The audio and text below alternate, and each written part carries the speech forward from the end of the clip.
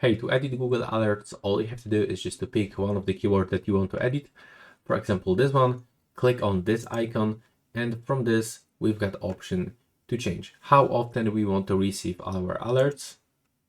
For example, let's pick as it happens. We can pick the source. So we've got automatic, blogs, news, web, video, books, discussions, and finances. Let's get, for example, web. From here, we can also pick the language. Let's go for any language. From here, we've got also the region. Let's get Poland. And we can also get value resources like only best results. And then we have to click update alert. And we can additionally click on the settings icon.